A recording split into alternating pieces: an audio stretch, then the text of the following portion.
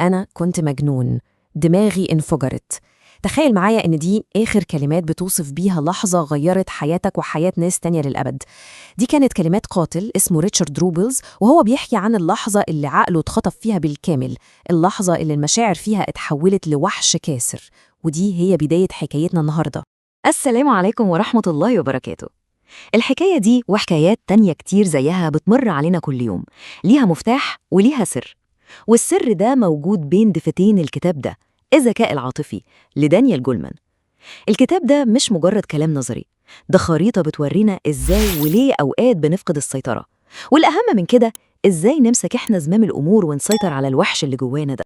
يلا بينا ندخل الفصل الأول من حكايتنا، فصل مرعب شوية لأنه يورينا اللحظات اللي العقل المنطقي بتاعنا ده بيتخذ رهينة، والمشاعر هي اللي بتسوق السفينة وغالباً بتوديها ناحية الصخور. حكايتنا بتبدأ في صيف سنة 1963. ريتشارد روبلز كان حرامي لسه خارج من السجن، وكان مقرر إن دي خلاص هتبقى آخر عملية ليه. كان بيحلم يبدأ حياة جديدة ونظيفة مع مراته وبنته. دخل شقة وهو متأكد إنها فاضية، لكن فجأة لقى نفسه وش في وش مع واحدة من السكان، جانيس وايلي. حاول يسيطر على الموقف وربطها، لكن المصايب ما بتجيش لوحدها. زميلتها في السكن إيميلي وصلت، وفي عز الربكة دي جانيس بصت له في عينيه وهددته. قالت له إنها عمرها ما هتنسى وشه وهتبلغ عنه البوليس. هنا كل حاجة وقفت. حلم روبلز بحياة جديدة بيتبخر قدام عينيه. الخوف والهلع سيطروا عليه تماما، وفي لحظة واحدة عقله فصل. كل اللي كان شايفه هو نهاية حلمه. في حالة غضب عمياء مسك أول حاجة شافها قدامه إزازة صودا وسكينة مطبخ، وقتل الاتنين. زي ما قال بعدها بسنين طويلة وهو بيفتكر اللحظة دي: أنا كنت مجنون، دماغي انفجرت. ومن قصة روبلز نروح لقصة تانية، يمكن تكون مأساوية أكتر، لأنها بدأت بحاجة بريئة جدا، بمقلب. بطلة القصة دي بنت عندها 14 سنة، اسمها ماتيلدا كرابتري.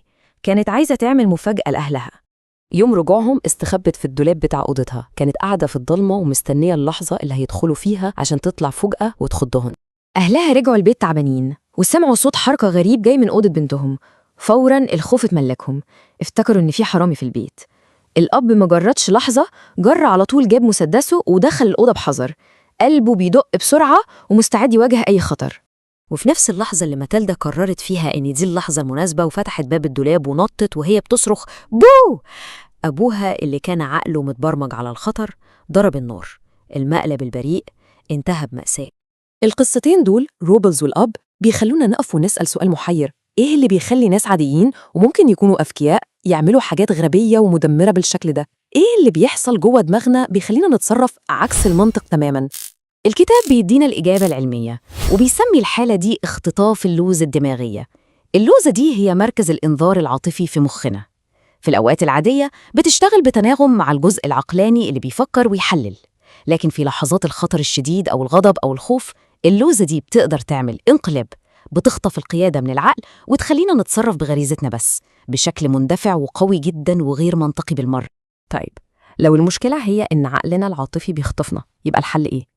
هنا بقى بيظهر بطل حكايتنا الحقيقي، السلاح اللي لو اتعلمنا نستخدمه صح هنقدر نمنع عمليات الاختطاف دي من الأساس، وهو الذكاء العاطفي.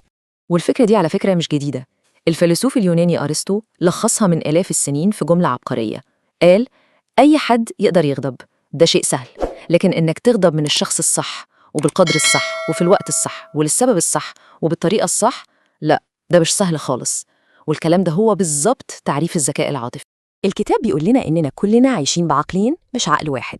عندنا العقل العقلاني اللي بيفكر على مهله وبيوزن الأمور، وعندنا العقل العاطفي اللي بيحس وبيتحرك بسرعة البرق.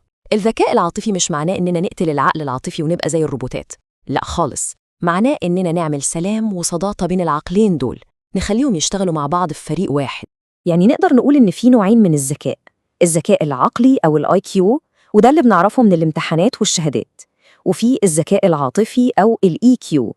الأبحاث اللي في الكتاب بتورينا حاجة مدهشة، إن الآي كيو ممكن يدخلك أحسن وظيفة، لكن الإي كيو هو اللي بيخليك تنجح في الوظيفة دي وتترقى وتبني علاقات قوية وتعيش حياة سعيدة بجد. ودلوقتي جه وقت أهم جزء في رحلتنا. رحلة مش هنسافر فيها لأي مكان في العالم، لكن هنسافر لأعمق مكان ممكن، جوه نفسنا، عشان نكتشف حجر الأساس للذكاء العاطفي كله، الوعي بالذات. في أسطورة يابانية قديمة بتحكي عن محارب ساموراي عنيف راح لراهب حكيم وقال له بغرور: يا راهب، اشرح لي يعني إيه جنة ويعني إيه نار.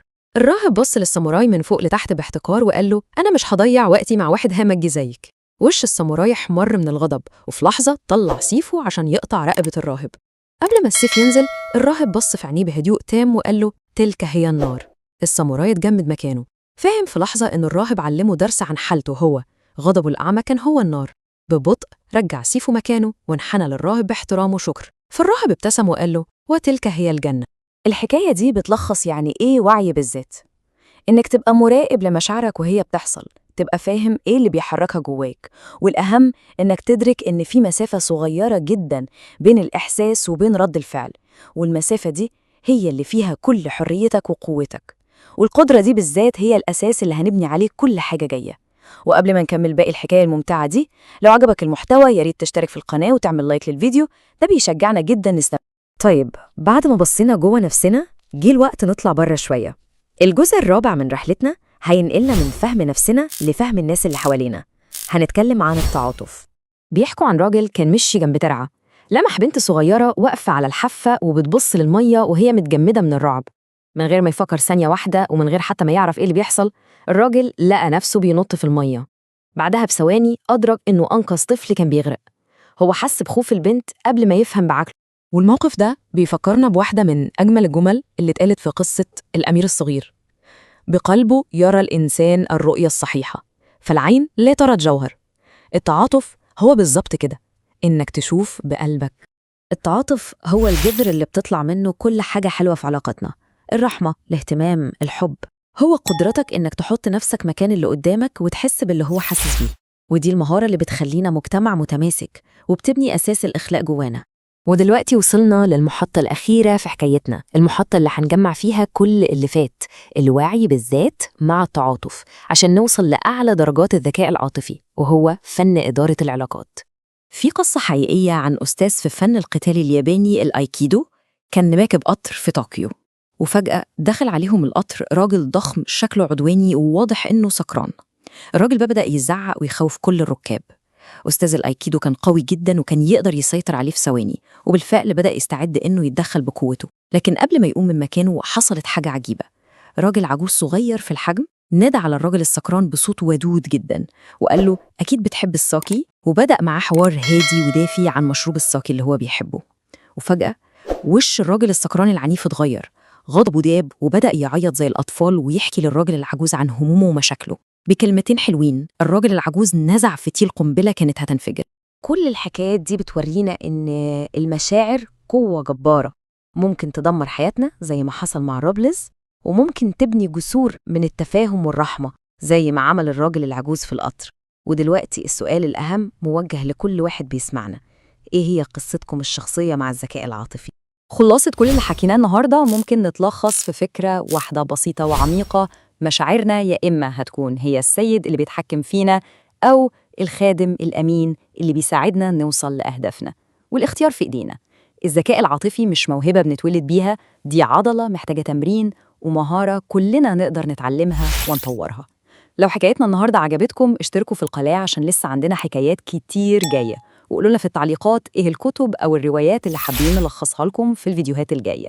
كل المصادر اللي اعتمدنا عليها هتلاقوها في الوصف تحت الفيديو. شكرا ليكم وسلام.